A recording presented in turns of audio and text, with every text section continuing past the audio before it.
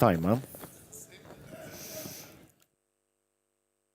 Time to start because streaming engines are just starting to stream all this. So, ladies and gentlemen, thank you very much for coming to this panel today, where we are going to discuss how to use artificial intelligence in our production chain.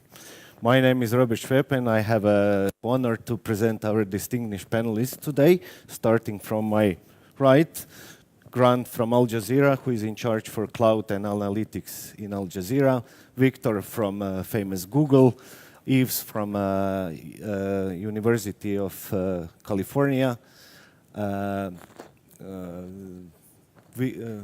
I'm sorry, David, sorry for this.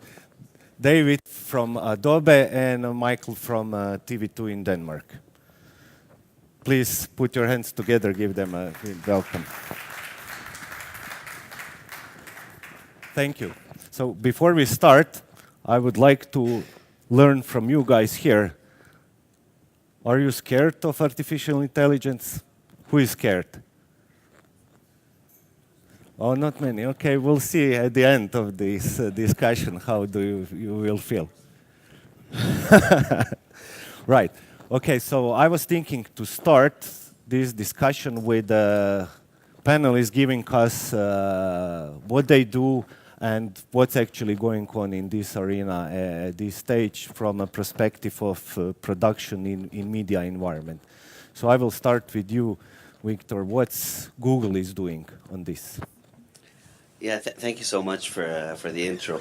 So, I mean, Google's perspective on this is a lot of what the consumer sees from Google is being driven for the last few years with an AI-first mentality. And what that really means is over the years, and that's really within AI. AI is a very broad field, but within it, we focus on a term we call machine learning, which is the idea of computing capacity that we didn't have before, able to identify predictive analysis. And I think that's really what machine learning is at its core, is the idea of moving away from the traditional way of analysis to starting to predict new models. So it's the difference from when we used to have a calculator and we ask it 437 times 25 to now a machine or a computer that can play chess.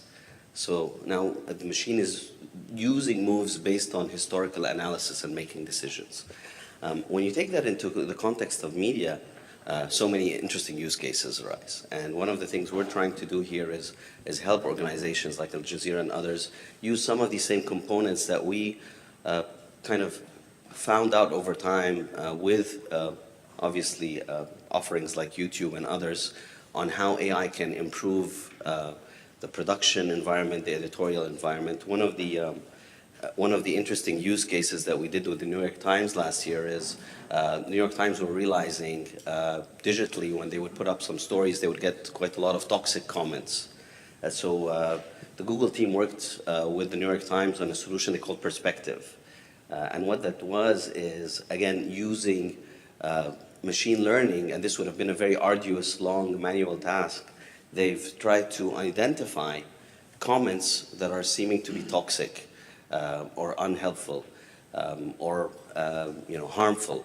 And what they would start to do is identify very quickly if a story is starting to achieve these kinds of comments, and perhaps they would have the decision to turn off the comments or not. So this is a perfect example of helping the journalistic point of view by because of a historical amount of trained data sets of thousands and thousands of comments beforehand that you had started to identify which comments had which intent. New comments that come out that maybe you had never seen before, you would start to identify this is a negative comment. So these are some of the ideas that the AI can help us with in the editorial sense.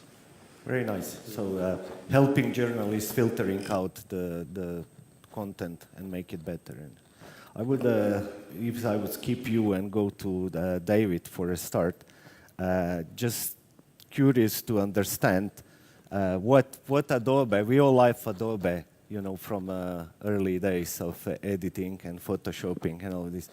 So I hear you guys doing a lot with new features using AI. Yeah, I mean, Adobe's perspective, I think, is really taking machine learning and artificial intelligence sort of in two distinct directions. So we make tools for the creatives, and so therefore the creatives really sit at the center of our life, and we want to make them, be able to create more creativity. So when you have machine learning, you have the option to either reduce tediousness or allow them to do things faster.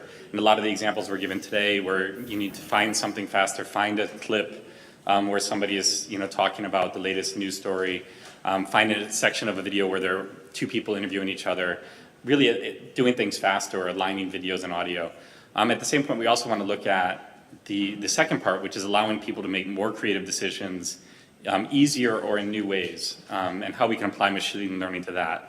There's a really interesting example that may or may not be interesting to people in here, but we've created a whole new product around machine learning, where traditionally if you were going to make sort of a cartoon, you would be animating every single frame. We can now use machine learning to allow it that an actor can act out the cartoon itself. So in the US, you might have seen Stephen Colbert interviewing cartoon Donald Trump. So now you have the ability to take facial recognition, audio recognition, and apply that to animation techniques so that you can do something that was never possible before with Character Animator. So it's about how to take creativity and enable new types of creativity, or take the job that you normally do in our products and reduce bottlenecks and allow you to do things faster. And I think if you take those two things, you can still leave creativity at the center, but enable you to do more. Right. Perfect. So we are talking about amplifying creativity using the new technologies. Absolutely. Fantastic. So TV2, I heard that you guys are using some of the AI features already in your programs. And we've been doing a lot of experimental things about AI or MI, machine intelligence, also automation. But it was fun to see at the beginning you asked who was afraid of AI, and there were only, I think, 2 people in here. But you should be afraid, because eventually it will take your job. You will be without a job, come on. No, what we see today, is yes, some things will change and some jobs will be lost, but other jobs will come up. Just a few years ago, I had no social media editors. Now I have a desk full of people just handling the publishing on social media. So things will change and your job will change, but I think it will be something better. Because what we do is try to be more efficient, we try to automate, we try to make machine learning, machine intelligence for all the boring stuff. The things that the presenter said today, I had to use 1.5 hours to find this clip with Donald Trump, is ridiculous. Come on, let the machine do the job and you can do something more efficient. This is what we're trying to achieve all the time. Can you tell us a bit more about use during the elections in Denmark? Yes, recently we had a local election, and a local election is quite different from a national election, because from a national election you know all the faces, you know all the politicians, but for the local election there are so many new faces. And I just thought, because the directors, they start to come to me and say, oh, we make posters with all the faces, because I don't know these guys. And so, yeah, of course we can do posters and hang it all over the gallery, and you can try to look, oh, this is the person on when I want to put the lower third on, the name on. But then I start to think about, why can't we have a computer to fix that? We're talking live video, it shouldn't be a problem. So we made a test with Quest Media from Germany, and we actually applied that within a latency of 3 seconds. It could recognize the face, give a suggestion for a lower third, probably give 1 or 2 suggestions, and they will say, okay, I know this person, it's not her because it's a man talking or something like that. And then the machine should, of course, learn what you have done. So the machine will come with a suggestion, but the operator will put it on air. I think in 98% of all the cases, the machine were correct. Face recognition. Thank you. Grant, so Al Jazeera is our host here, so I know that you've been doing some things, around this area. Can you just give us a hint? What was it? To start off with, I think it's important that to reference the keynote that went before, that it's not AI, or from our perspective, it's not AI for the sake of AI. It's not AI or technology for the sake of technology, but how does that service telling the story better? How does that allow our journalists and our editors to be much more creative, to spend more time on creativity than on doing some of the mundane stuff that potentially the intelligent piece of that can actually, as was mentioned before, could actually do for us. To give you a simple example of some of the work that's being done at Al Jazeera, we have millions and millions of hours of video just sitting there ready to be surfaced. But being able to find that, to sift through, just going through a 1-hour video is a challenge. Going through a list of videos and trying to find what's the most relevant. And imagine a breaking news cycle. It's very fast. You have to find and deliver the story very quickly. So being able to find that relevant video that actually tells the story, to be able to package it up and deliver it out, is really important here. And so we believe that some of the work that we're doing with partners, some of the capabilities that we're building internally, machine learning capabilities, AI capabilities, data scientists, these capabilities will help us to serve that purpose. Just as a use case that we have essentially, we're looking for a video of Obama and George Bush Sr. Going and shaking hands without video. So this is what we call action detection. So being able to find that action detection and finding that video through action detection is an example of how AI can help surface that video very quickly. Another example is speech to text, which is really important to us. So speech to text allows us to have that data, be able to search it, find trends within videos, and being able to get to that quickly. So there's many use cases I could bring up, but I think that's kind of one of the most pressing use cases. And again, it gives time back to the editors to be much more creative than spending time searching for things. Fantastic. Yves, we were listening carefully your very educational keynote, and thank you for that. So seems to me you guys been doing some pretty serious research about this area, and you are very professional in that sense. You were talking about Hollywood studios as your clients coming to you, you know, to help them improve their work. So can you tell us a bit more details about how this works? How you help them with using artificial intelligence? Yeah, I think something I didn't mention in my talk, which I can mention now, it's all predicated on one reality is the media business is a very tough one. And it's a tough one because as I said, the mechanics of supply and demand, you know, the demand is stable, supply is exploding. But also you're dealing with an audience of experts. And I think that's really something to always remember when you're in media. You know, car manufacturers aren't selling cars to car experts. You know, when you buy a house, you're generally not a contractor or an architect. Every single consumer of media is an expert. Every single consumer of media has made the decision to entertain themselves and collected some return on investment on that decision tens of thousands of times. And your brain have gone through tens of thousands of cycles of making a decision to dedicate your time, which is a scarce asset, to doing something, and then getting the ROI on that. And so that is a major, major challenge. And so one of the things that we do is, in that environment, the studios have a very big problem. Is they're a B2B a B2B industry, so they're really struggling. They don't really have that relationship, that one-on-one relationship that a Netflix or an Amazon will have with the consumer to be able to collect data on them. So we try to do a lot of workarounds and try to do things actually better and smarter than Netflix is doing to really get a deep sense into why do audiences resonate with a story or a character? It's a simple question. It's a very, very complex answer, right? So it's like, how much does this color green account for how much this film has resonated with people? How much does this kind of edit pace has participated in the success of this film?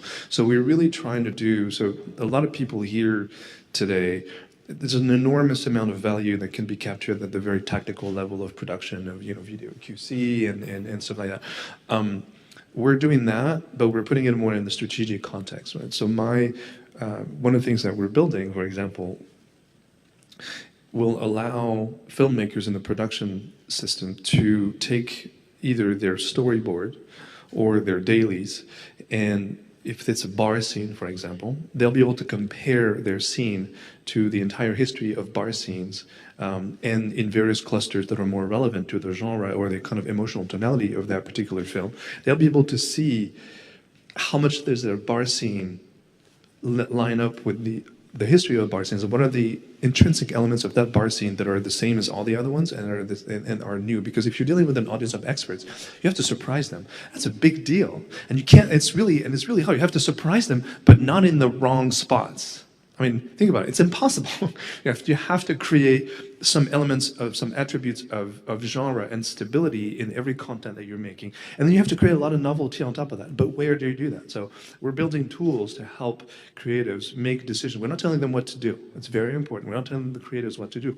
We're saying, hey, this is how the scene has been done in the past. If you want to do it, and this is how much money the movies that have done it in this way have made.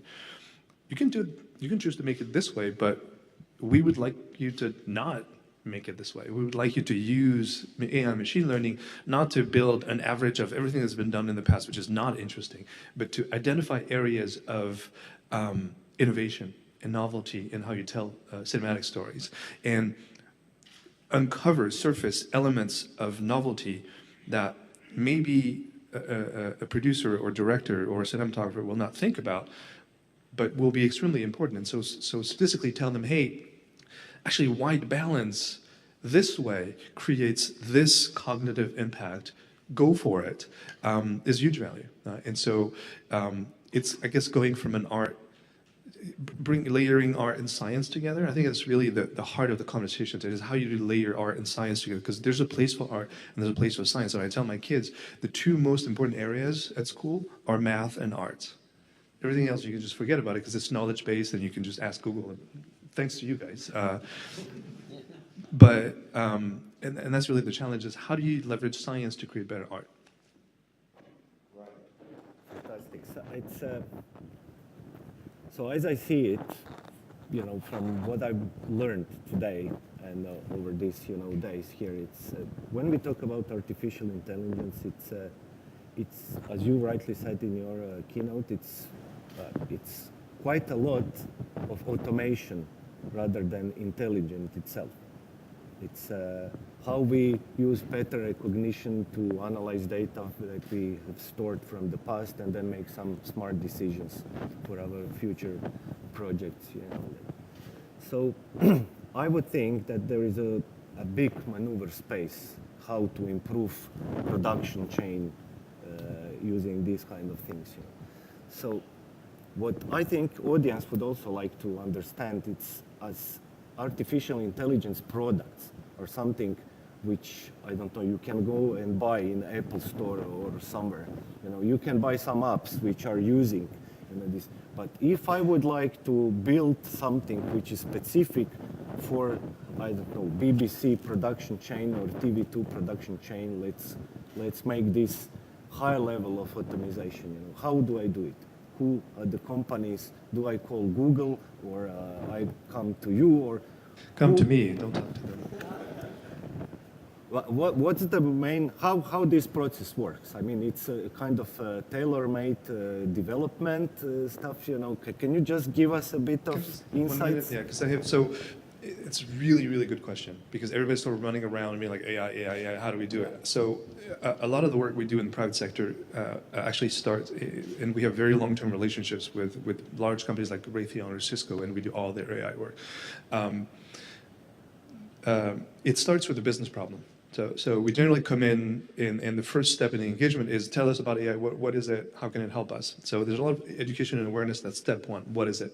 Step two is, okay, what's the business value? Right? What are your, the conversation starts with the problem. It's like, we're doctors. Come to us with your problems. Oh, I have the flu. All right, I could probably help you. Or I need, I don't understand my audience well enough. And a lot of the students, a lot of the conversation we're having in the studio is like, we're not entirely sure that we're leveraging as much of audience insights that we should. There's an enormous amount of conversation about TV shows, on social media, on Reddit.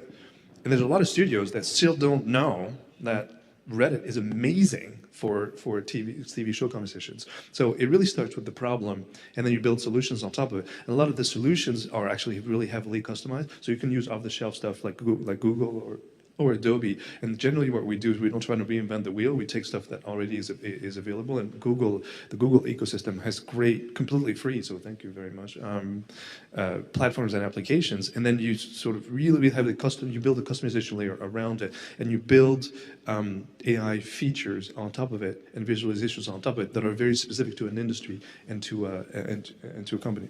I see. But another question following to that, so if I do this, develop some intelligent agent using Yves' company or some other company, and using DeepMind, for example, who is the owner of the, property right? And that's a really, really good question. That's a fundamental question, right, with AI, because one of the strengths, and I think this panel alluded to, is these models get better with more data. And so if you start to silo the data, then will that start to affect the learning models? But I think Yves alluded to something with the spectrum, which is this custom made? Is this ready made? And I think there's no one size fits all. So absolutely, I think at a basic level, there are these APIs that have been built over time. I think Grant mentioned something like speech to text. Speech to text is something that, it's a commonality, a universal commonality across languages, for example, or translation. So, Google's been doing a lot of translation for a while. So if I want a translation service, perhaps I have very specific requirements, but in a lot of use cases, this is readily available now off the shelf because this Translate API exists and I put it inside my workflow. And it works because it's been trained universally with, millions and millions of lines of translated text. However, now you're talking about audience expectations from how a movie plays, and that becomes a very niche kind of subject matter. And that is where customization starts to make sense. So for example, image recognition, another one. So image recognition, there's an off-the-shelf solution from Google that does, it's called Vision API. You can put a picture in place and it can tell me there's a tree, there's a car, with a high degree of accuracy. But I'm a retailer now, or I'm a media company, and I want to start to select. I think there was a very interesting use case of local politicians. I want to start to select to understand who this person is. This is not readily available. It's not like a Donald Trump. This is, and in that case, I start to train my models to provide more insight into that. So it depends how specific your use cases are, and I absolutely agree that it really starts with the use case first. It starts with the use case, and then you start to build the tools around it. Yeah. So I think what's exciting for us is you obviously have vendors like Adobe and others who are building some intelligence into their applications, but the likes of Google with their TensorFlow and Microsoft's cognitive capabilities, it's now putting that capability for us to build those intelligent solutions into our hands within the media industry. So I think being able to have that and customize, as you were mentioning, is something really exciting. So TensorFlow, for example, if we were able to take our data of people watching our content and being able to feed that back to the newsroom, so editors have better ability to cut and figure out what's the most effective content to use. This is something that we can build in-house. It's something, if we have the skills inside our company, we can do those kinds of things. I think what's interesting from the Adobe perspective is what we've learned over time is if you want your editors or your journalists or your producers who's going to be using our products to make better decisions, you need to get that closest to the point where they can use it. They're not going to go out of their way to use technology that doesn't align with what they do every single day. So if you want to make better editing decisions, you should have opportunity in the applications that you use to make those editing decisions. So from the Adobe perspective, we think in broadcast specifically, there's some really, really high value, high high benefit things we can add directly into the products that don't need as much customization. Everybody has a need legally around the world to add closed captions to their broadcast. That's something that should just become part of the way you do business using our creative tools. It shouldn't be something that every company would have to customize. It should just be there. If you're going to be doing color grading, there's a lot of things we can do to help you do better color grading. We can detect where the faces are, where the sky is, where different objects are, so that you can make better color grading decisions, directly in place. So the more you can take this amazing knowledge that we're accumulating in the world around us and with all the services and bring it into the place where the creative decisions are going to be made, I think you get much more value out of it, because every time you have to leave, you have to make a conscious decision to go to a different part of your workflow, and that's going to slow you down and make you less likely to want to do it.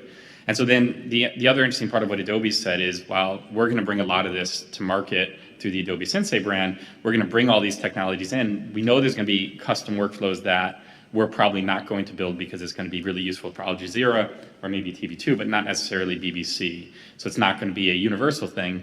We also, again, allow all these companies and partners to bring the technology directly into our products through third-party integrations. So if you're saying, in my journalistic need, I need to be able to search this database for this type of content, you can still build that and bring it directly into the editorial. Because again, if you want your editors and your journalists to take use of this, it has to be easy and interact with everything else they do in their life. So it's always about bringing that machine learning and data directly into the creativity space and not leave it as sort of extra technology around the edges. Thank you for that. I feel like we are all aware of limitations when we are talking about artificial intelligence today, and we are focusing discussion on how to help humans doing their work better. But I would really take a risk and try to bring this discussion to another level, to see how we can, find what's going to happen. So I was reading one interesting article from Japan recently, and there was a Mac Ericsson company, which is the biggest marketing agency in Japan. They decided to introduce AI as a creative director. So they took machine and they data mining and learning, for 6 months, using their archive of successful commercials produced in Japan over the last 10 or 15 years. At the end of 6 months, they organized a friendly duel between artificial intelligence and real creative director, whose name was Mr. Yamamoto, who is king of the creativity in Japan, winning all the awards for many years there. And the task was to produce a commercial which will advertise a mint which has a taste which lasts longer than any other product on the market. So after they finished, they organized a really professional committee of the people who are usually doing this kind of task, and they voted at the end, and they told the members of the committee that they didn't tell them this commercial was produced by I or this one was by Mr. Yamamoto, so they voted out. Mr. Yamamoto won by 50 votes, while I got 46. So it was only, slight difference. There was a big debate on internet in Japan after that, questions. Maybe they knew this is I, but they just didn't want to, put the gentleman in, embarrassing. So, seems to me there is a move from this, help with the analyzing and make decision, but there is a move forward with doing some creativity with this. What do you think about this? I think that's the wrong way to think about it.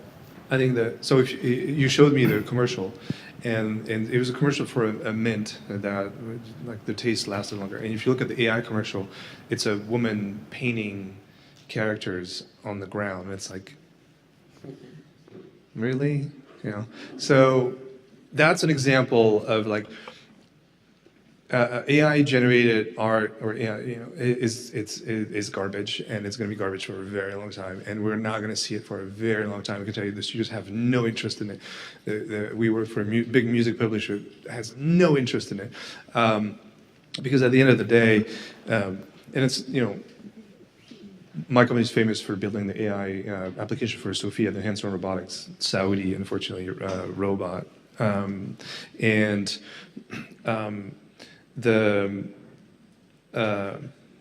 One thing that people don't really understand is humans have to, the act of consuming art is an act of communion between two humans. And if the generator of that experience, even if that experience is very human-like, is not human, something, it just doesn't work, right?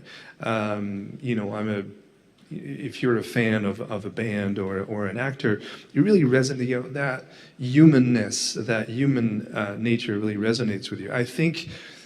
I really believe that there's an enormous amount of work that creatives have to do that they hate doing.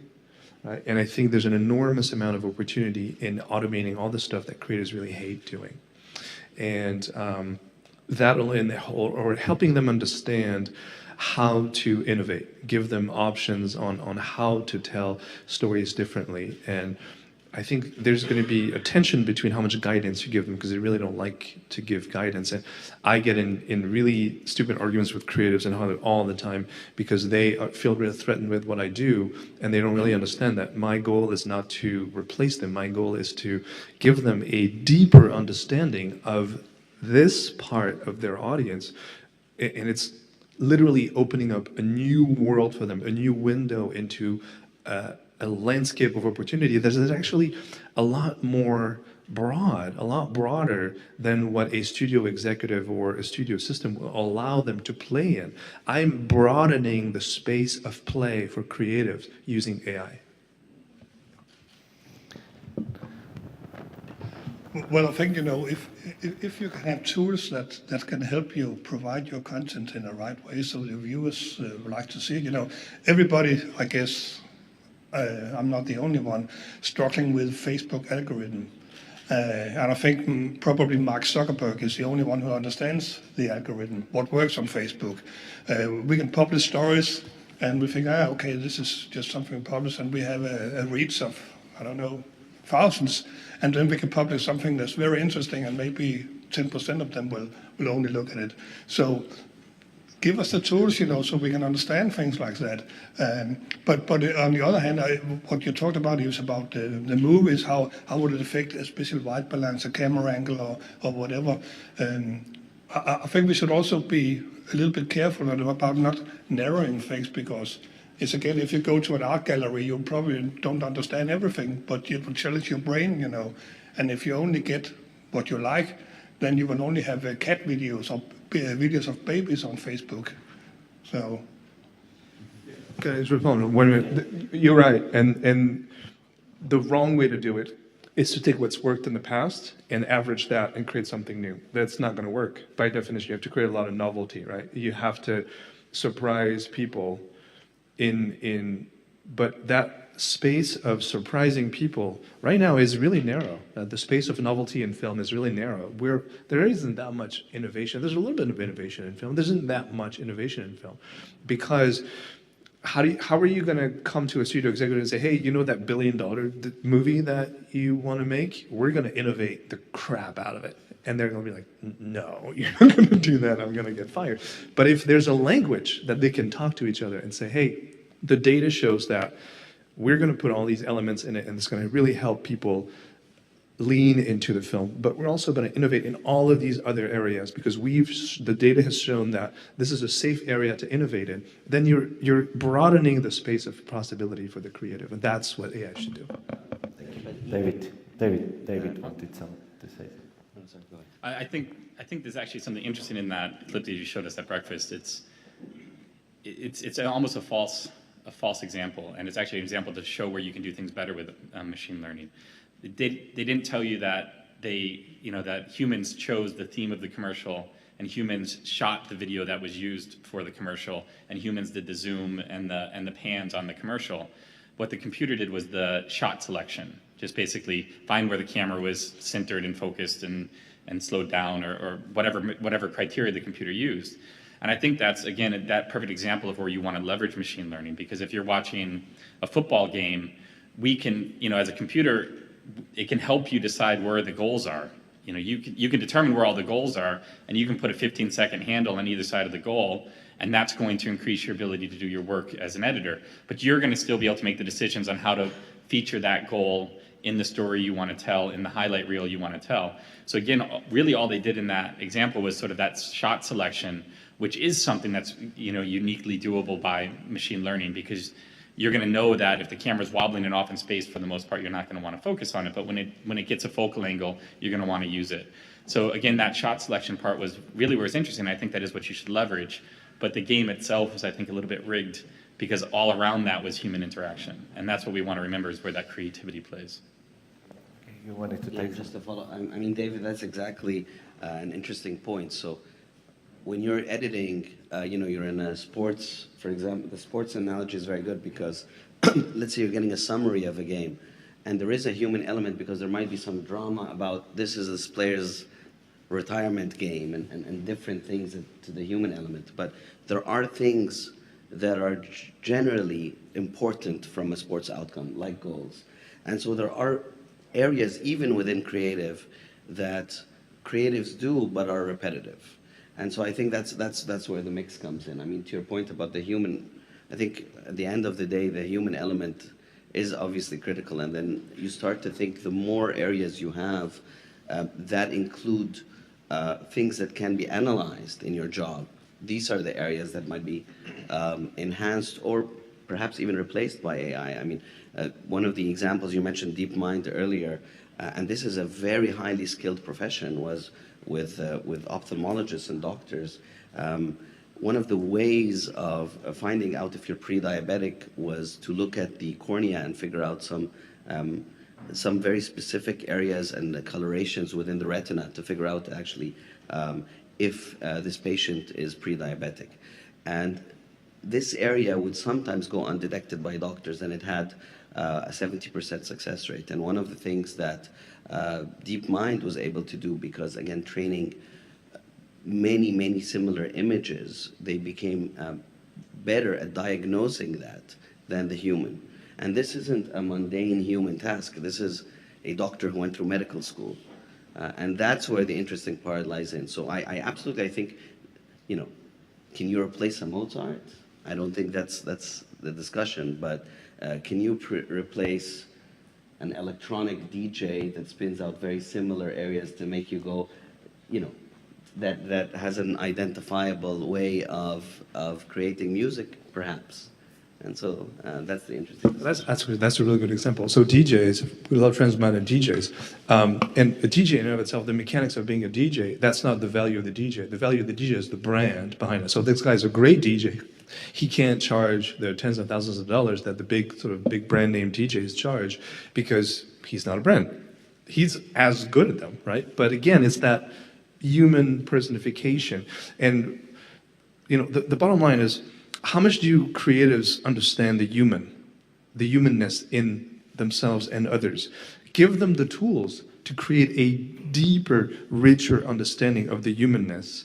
And a great movie, a great product, is a lot of really, really good decisions. A bad product and a bad movie is a lot of really, really bad decisions. So what we're doing here is we're helping people make better decisions, more informed decisions, and augmenting that human cognition with a deeper understanding of what works and what doesn't work and what resonates. All right, thank you for these guys. So I feel like, we are all here getting kind of defensive. And this because, seems like the entire society is pretty much scared about outcomes of AI and all of this, lots of talks and statistics already in place. So I would like to hear your opinion. So what we are doing here, we are rising the level of automation to even higher level. Most of us are doing repetitive jobs. Whatever we think, we do lots of repetitive stuff. Are you thinking this is going to influence labor, or this is going to, in a bad way or in a good way? What do you think? Well, I think we should always use machines if they can do a better job than the humans. This is why somebody many years ago invented X-ray, because it's much better to look at an X-ray than feel on your leg if it's broken. So we have always used machines to do what we can't do. So can it help you in your production? Can it make your life easier? Can it take away all this waste time? Where you're not publishing or not doing anything, get more customers into your shop, more viewers. You're just spending a lot of hours to search for materials or put materials together. So if the machine can help you, yes, let the machine help you. You can do some more creativity, what a human can do. I think we're going to get to a point where, so I think definitely society is going to suffer. And maybe in the end, we're going to come to a certain organizational principle around the universal basic income, but society will suffer. 100% of my work involves destroying people's jobs. I really struggle with that from a moral standpoint. I mean, I create entirely autonomous organizations. I create entirely autonomous hedge funds. I create entirely autonomous content marketing agencies that have no humans in them. I think looking through, sort of projecting a little bit what's going to happen, I think technology is going to challenge humanness to such a level, and we're seeing that entire groups of people will decide to break away from it. And I think we'll probably have reservations, like geographical locations, where people have made the societal and political and cultural decisions to live without technology. And we'll have other areas where people have made the opposite decision. How that's going to work from a political standpoint, I don't know. I mean, look at, very sort of fairly minor compared to what is coming down the pipeline. Automation has given us in America in terms of political change and political resentment, and we're talking about a fraction of what's going to happen. Jesus, what's going to happen when things really start getting automated, when people really start losing their jobs by the tens of thousands? I mean, there's a really good novel that I really highly recommend called Accelerando. It's a science fiction novel that is projecting a future that I think is really interesting, where corporations are AI agents trading with each other, and they're heavily taxed by the government, and their taxes go towards funding universal basic income for citizens that don't have a job. And I think probably a lot of our children and grandchildren will probably live in those Burning Man camps where they just have money to survive and just basically just create art and take care of each other. I mean, think about the percentage. I mean, think about, from societal level, the cost of stupid jobs. Think about the percentage of your organizations that are the resources that are spent just making sure stuff works. And the people that are doing these jobs hate these jobs. And think about how much of that energy we should direct towards taking care of our families and taking care of each other. And think about how society would benefit from taking better care of our society and our community and the people we care about. And I think if we can automate their stupid stuff and then focus these resources on this, but this is very real, and this is suffering, then we'll do a lot better. And the really positive future that I see is a future where we actually have so much automation that we have time to take better care of each other and the people we love. And that's really, because that's why we're here. We're not here to work. We're here to build communities. We're here to have kids. We need to take care of the people we love. And I'm hoping AI will allow us to do that.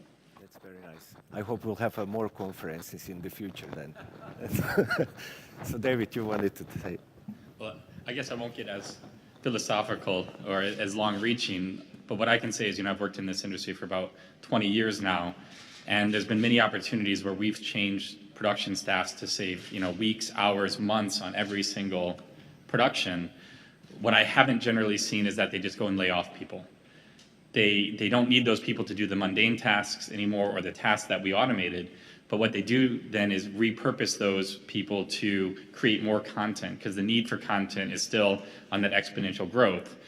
so that you can take those people and either create more content or increase the quality of the content you have. And I haven't seen yet, at least, that when we automate something or make something easier or better, that the result isn't direct layoffs. Normally the result is, let's create more content, let's create higher quality content, and I at least will be optimistic and hope that that's where we continue to go. I hope so. That means that more and more people will get into our industry and produce content and work in technologies. What's Google's point of this? Are you guys launching your own newspapers? I mean, it's an interest. I mean, if you look at, for example, the efforts they're doing with Waymo with self-driving cars, right? That's an interesting example of, is that going to replace a taxi driver's job eventually, right? And there is something to be said about these kinds of levels of jobs. But if you look at the automotive industry overall, and I think that's back to your point about society correcting itself. When they first were making cars, I'm sure there were a lot of people saying, will this impact us? Will it impact the guys riding the bicycles? Will it impact the horses? And then these things developed. And then people would say, would these cars become dangerous? And would we have too much power? And it's similar discussions when you think of it, AI. And then we would start to correct it. We'd say, you know what? We need seat belts. We didn't have seat belts. We need airbags. We need driving licenses and tests. And I think that's what will ultimately keep happening, right, with a lot of these technological advances. So that's what I hope at least would always be there. Yeah, I don't think that's going to happen at all. I disagree very radically. No, because what you're seeing in AI is not sort of a transfer from one type of technology to another type of technology. It's the eradication of, I mean, AI is a revolution in knowing and thinking. It's the eradication of entire areas of knowing and thinking and automating that. You know, the car industry, 2/3 of the car industry is going to vanish. 2/3 of the car, like, it's a massive industry. 2/3 is going to vanish because people aren't going to need as many cars tomorrow as they need today. No, I am not optimistic about I'm optimistic in the long term. I'm very pessimistic in the medium term because we're going to see, unfortunately, a lot of our societies are built around work, and especially in the United States and the West.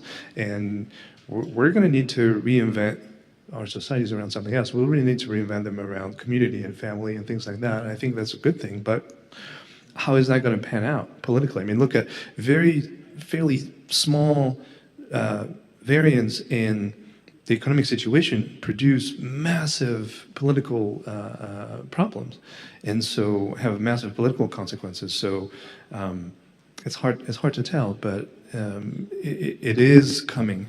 It is extremely disruptive, and we're really not ready for it. Grant, you wanted To piggyback off the philosophical point, you know, human ingenuity evolving over time. This is just kind of one of those times. And I think I read something about the cheetah being the fastest animal out there. Well, where's the human being with respect to the cheetah in terms of speed? The bicycle itself kind of was the human ingenuity that allowed them to ride fast. In a more pragmatic sense, imagine an editor, right? Or someone creative who can now spend more time being creative. And I think for me, it goes back to that, as just giving the tools and capabilities. So from a jobs perspective, it just means, you know, being able to put more effort around other skill sets than some of the mundane skill sets. Thank you very much. Guys, before you get any more negative, we will switch to audience and ask for some questions if you may have. Do we have a microphone or?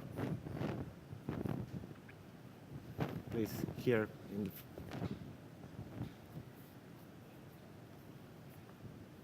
here in the first row, please. Hello. Here.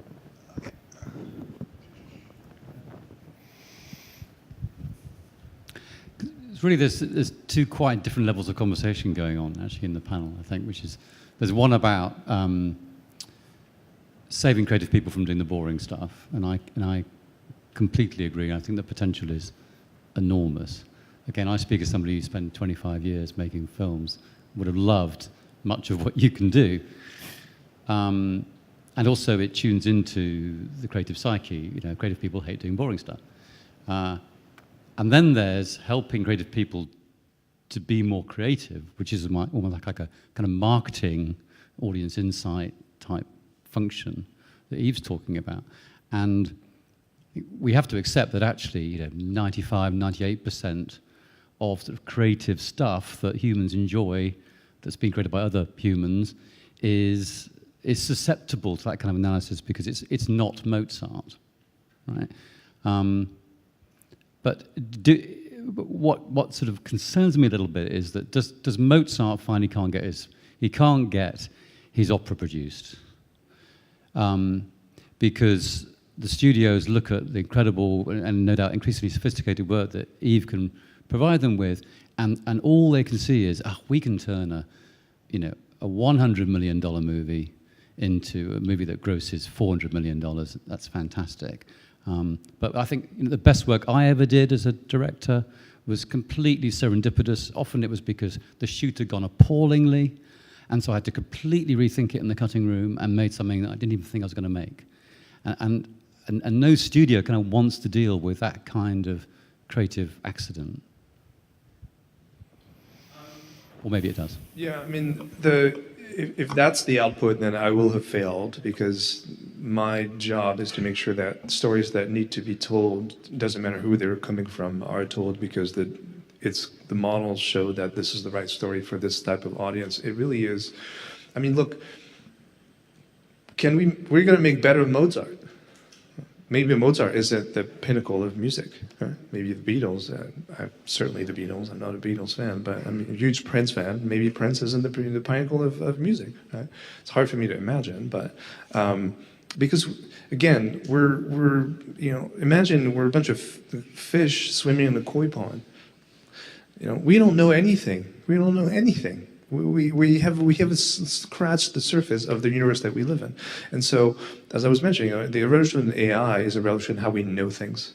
I mean, if you look at the literature around AlphaGo and DeepMind, and a lot of the moves that AlphaGo made against the human Go players were completely counterintuitive, and it's leading to a complete reinvention of the game of Go because AlphaGo was able to access a mathematical reality that a human mind wasn't able to access. And now the field of Go has completely been revolutionized by those Go strategies that were machine-driven because suddenly there's just a whole new field that happened, a whole new mathematical representation of Go that appeared that nobody has ever thought of. So that's where I would like to go.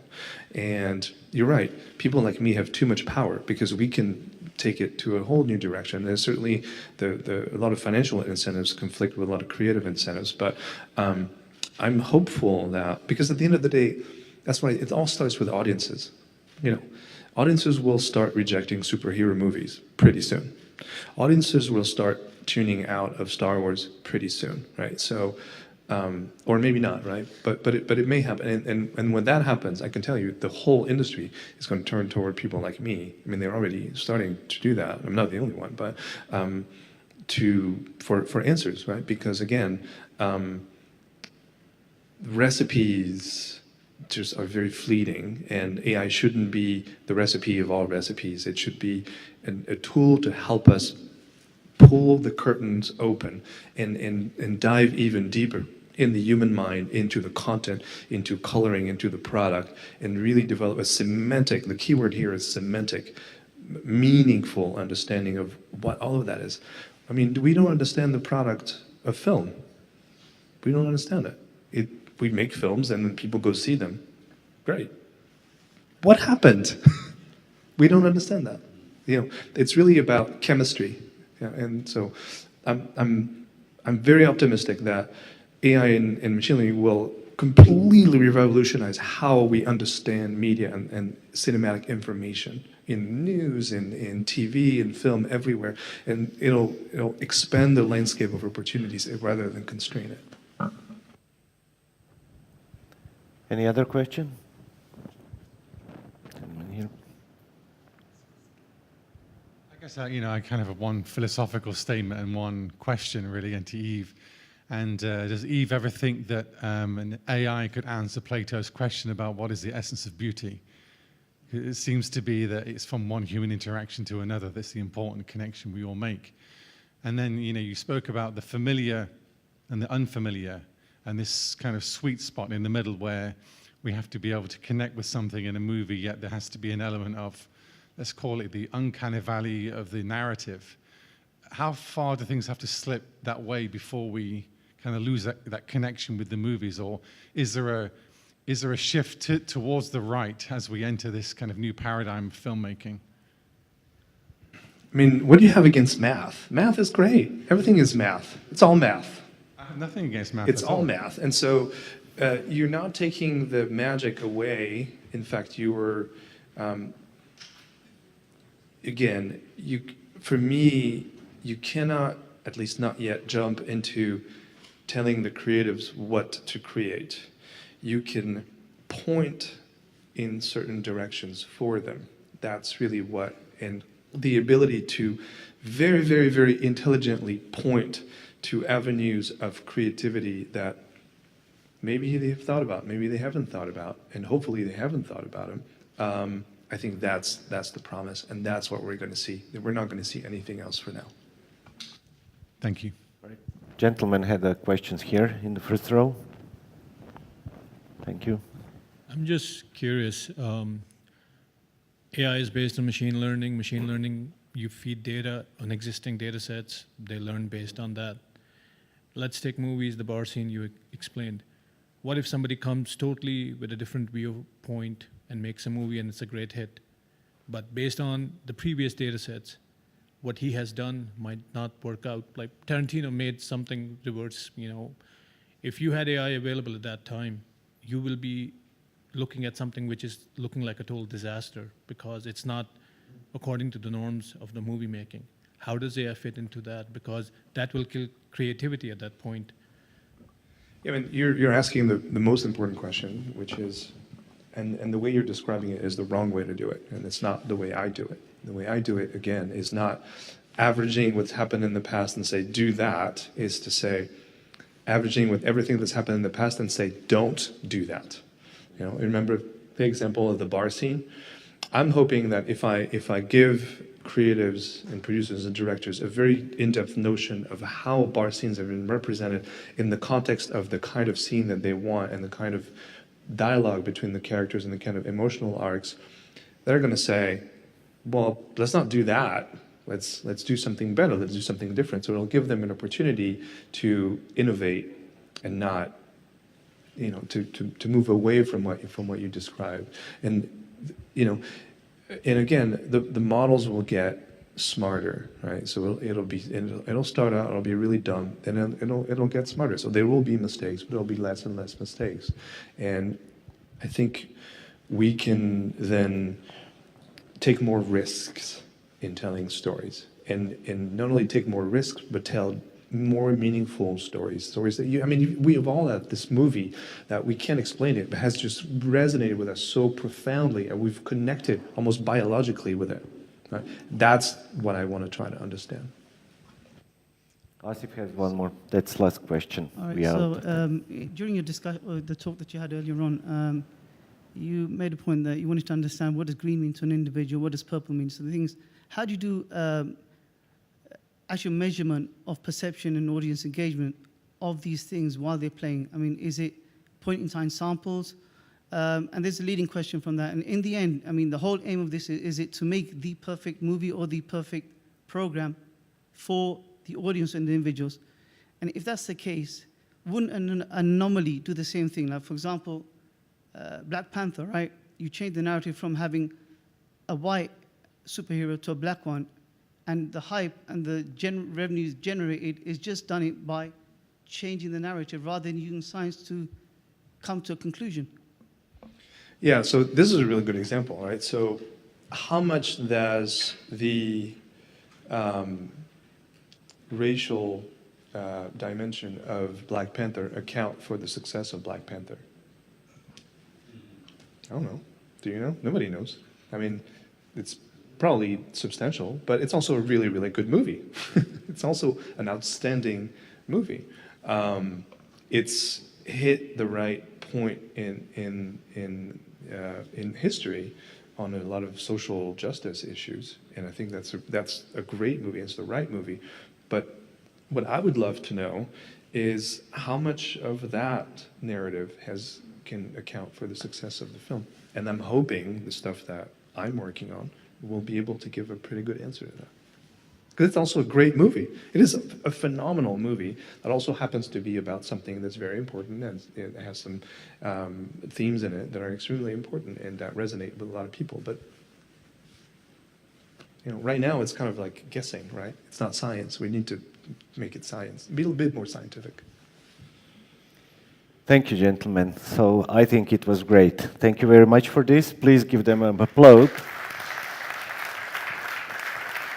Thank you.